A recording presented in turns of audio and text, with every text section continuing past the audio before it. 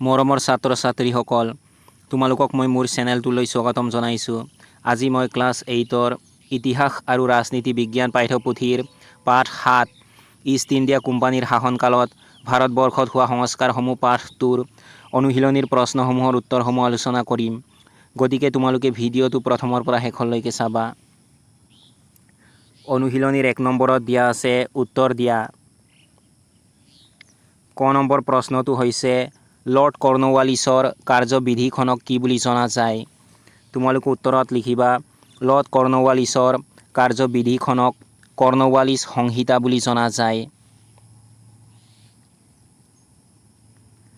খ নম্বৰ প্ৰশ্নটো হৈছে ভাৰতত চিৰস্থায়ী বন্দোবস্ত কোনে প্ৰৱৰ্তন কৰিছিল? তোমালোকে উত্তৰত লিখিবা ভাৰতত চিৰস্থায়ী বন্দোবস্ত লৰ্ড কৰ্ণৱালিছে প্ৰৱৰ্তন কৰিছিল। গ নম্বৰ প্ৰশ্নটো হৈছে কোনজন গভৰ্ণৰ জেনেৰেলে ভাৰতত মাটিৰ পট্টা দিয়াৰ ব্যৱস্থা প্ৰৱৰ্তন কৰিছিল? তোমালোকে উত্তৰত লিখিবা গভৰ্ণৰ জেনেৰেল লৰ্ড হেষ্টিংছে ভাৰতত মাটিৰ পট্টা দিয়াৰ ব্যৱস্থা প্ৰৱৰ্তন কৰিছিল। ঘ নম্বৰ প্ৰশ্নটো হৈছে শিক্ষা সম্পৰ্কত চাৰ্লছ উডৰ প্ৰেৰণ পত্ৰ কোনজন ইংৰাজ গভৰ্ণৰ জেনেৰেলে প্ৰস্তুত কৰিছিল? তোমালোকে উত্তৰত লিখিবা শিক্ষা সম্পৰ্কত চাৰ্লছ উডৰ প্ৰেৰণ পত্ৰ লৰ্ড ডেলহাউছিয়ে প্ৰস্তুত কৰিছিল। ঙ নম্বৰ প্ৰশ্নটো হৈছে ভাৰতত প্ৰথম মহিলাৰ আত্মজীৱনীখন কোনে লিখিছিল? তোমালোকে উত্তৰত লিখিবা ভাৰতত প্ৰথম মহিলাৰ আত্মজীৱনীখন ৰাজসুন্দৰী দেৱীয়ে লিখিছিল। 2 নম্বৰত দিয়া আছে ক অংশৰ লগত খ অংশ মিলোৱা। ক অংশত প্ৰথমতে তোমালোকক দিছে ৰাজা ৰামমোহন ৰায়। এইটো তোমালোকে খ অংশত থকা ব্ৰাহ্ম সমাজ এইটোৰ লগত মিলাই দিবা। তাৰ পাছত তোমালোকক দিছে ক অংশত ৰামকৃষ্ণ পৰমহংসদেৱ। এইটো তোমালোকে খ অংশত থকা ৰামকৃষ্ণ মিছন এইটোৰ লগত মিলাই দিবা। তাৰ পাছত তোমালোকক ক অংশত দিছে ছাৰ ছৈয়দ আহমদ খান। এইটো তোমালোকে খ অংশত থকা আলিগড় আন্দোলন এইটোৰ লগত মিলাই দিবা। তাৰ পাছত তোমালোকক ক অংশত দিছে গোবিন্দ ৰানাডে। এইটো তোমালোকে খ অংশত থকা প্ৰাৰ্থনা সমাজ এইটোৰ লগত মিলাই দিবা। তাৰ পাছত তোমালোকক ক অংশত দিছে দয়ানন্দ সৰস্বতী। এইটো তোমালোকে খ অংশত থকা আৰ্য সমাজ এইটোৰ লগত মিলাই দিবা।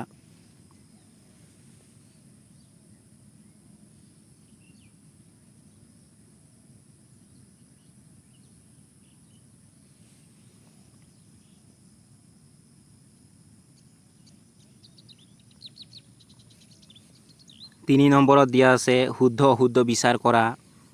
ক নম্বৰত দিয়া আছে ইষ্ট ইণ্ডিয়া কোম্পানীয়ে ভাৰতত ৰাজশক্তি ৰূপে প্ৰতিষ্ঠা লাভ কৰাৰ সময়ত দিল্লীৰ সম্ৰাটগৰাকী আছিল ফাৰুকছিয়াৰ বাহাদুৰ শ্বাহ দ্বিতীয়। ইয়াৰ শুদ্ধ উত্তৰ হৈছে ফাৰুকছিয়াৰ। তোমালোকে উত্তৰত লিখিবা ফাৰুকছিয়াৰ।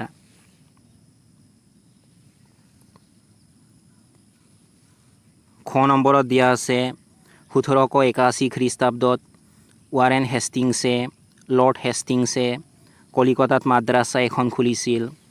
ইয়াৰ শুদ্ধ উত্তৰ হৈছে ৱাৰেন হেষ্টিংছে।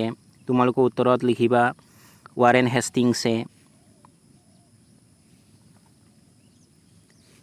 গ নম্বৰত দিয়া আছে কোম্পানীৰ স্বাৰ্থ সুৰক্ষাৰ বাবে নতুন ৰাজ্য অধিগ্ৰহণৰ বাবে ইষ্ট ইণ্ডিয়া কোম্পানীয়ে সামৰিক বাহিনী গঠন কৰিছিল। ইয়াৰ শুদ্ধ উত্তৰ হৈছে কোম্পানীৰ স্বাৰ্থ সুৰক্ষাৰ বাবে। তোমালোকে উত্তৰত লিখিবা কোম্পানীৰ স্বাৰ্থ সুৰক্ষাৰ বাবে।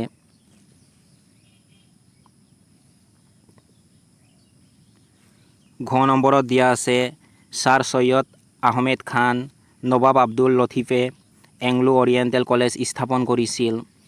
ইয়াৰ শুদ্ধ উত্তৰ হৈছে ছাৰ ছৈয়দ আহমেদ খান। তোমালোকে উত্তৰত লিখিবা ছাৰ ছৈয়দ আহমেদ খান।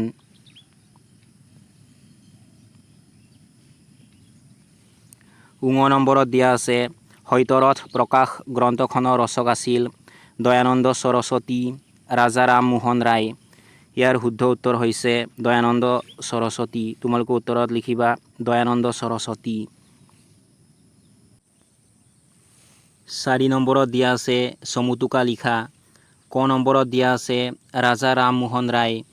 তোমালোকে উত্তৰত লিখিবা ৰাজা ৰামমোহন ৰায়ে 1828 খ্ৰীষ্টাব্দত ব্ৰাহ্মসভা প্ৰতিষ্ঠা কৰে, যি পিছলৈ 1830 খ্ৰীষ্টাব্দত ব্ৰাহ্ম সমাজ নামেৰে পৰিচিত হয়।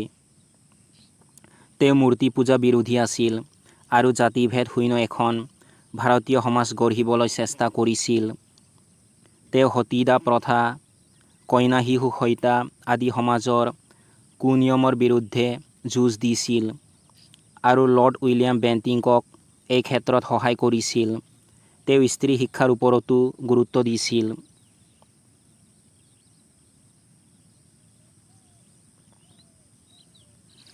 খ নম্বৰত দিয়া আছে ছাৰ ছৈয়দ আহমদ খান।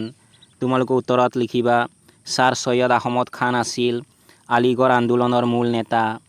তেওঁ মুছলমান সম্প্ৰদায়ক ইংৰাজী ভাষা আৰু নতুন ধাৰণাৰ প্ৰতি আগ্ৰহী কৰি তুলিছিল।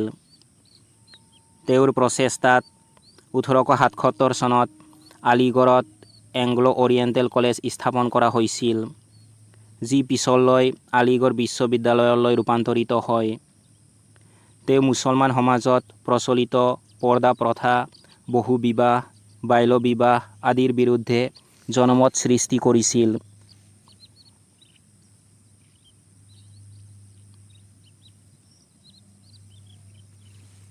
গ নম্বৰত দিয়া আছে স্বামী বিবেকানন্দ।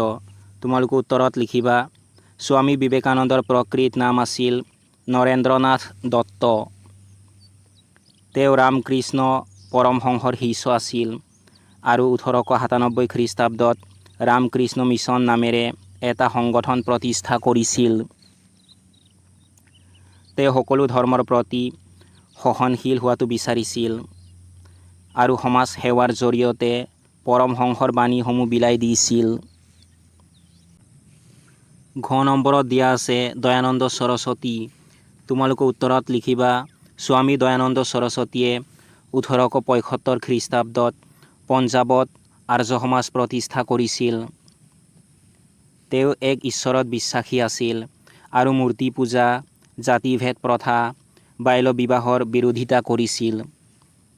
তেওঁ বিধৱা বিবাহত জোৰ দিছিল আৰু ইছলাম ধৰ্ম গ্ৰহণ কৰা হিন্দুসকলক পুনৰ হিন্দু ধৰ্মলৈ ঘূৰাই অনাৰ বাবে শুদ্ধি ব্যৱস্থা কৰিছিল। তেওঁৰ বিখ্যাত গ্ৰন্থখনৰ নাম আছিল সত্যৰথ প্ৰকাশ।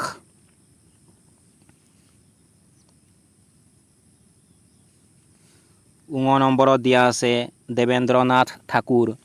তোমালোকে উত্তৰত লিখিবা দেৱেন্দ্ৰনাথ ঠাকুৰ আছিল কবিগুৰু ৰবীন্দ্ৰনাথ ঠাকুৰৰ পিতৃ আৰু ৰাজা ৰামমোহন ৰায়ৰ সহযোগী।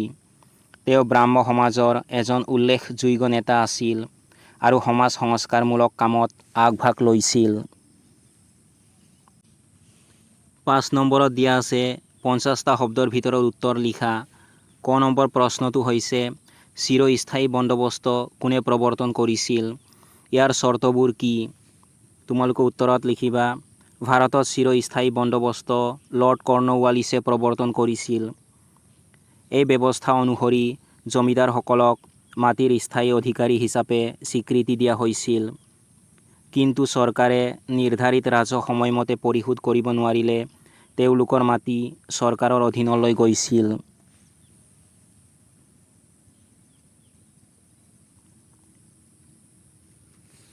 খ নম্বৰ প্ৰশ্নটো হৈছে ইংৰাজ শাসনত হোৱা বিচাৰ বিভাগীয় সংস্কাৰসমূহ কি কি? তোমালোকে উত্তৰত লিখিবা ইংৰাজসকলে সমগ্ৰ ভাৰততে এক ধৰণৰ আইন আদালত স্থাপন কৰিছিল। লৰ্ড কৰ্ণৱালিছে দেৱানী আৰু সদৰ নিজামত আদালতৰ কিছু সাল সলনি কৰিছিল। লৰ্ড উইলিয়াম বেণ্টিংকৰ দিনত কলিকতা, মাদ্ৰাজ আৰু বোম্বাইত উচ্চ ন্যায়ালয় প্ৰতিষ্ঠা কৰা হৈছিল আৰু আদালতত পাৰ্চী ভাষাৰ পৰিৱৰ্তে মাতৃভাষাৰ প্ৰয়োগ কৰা হৈছিল।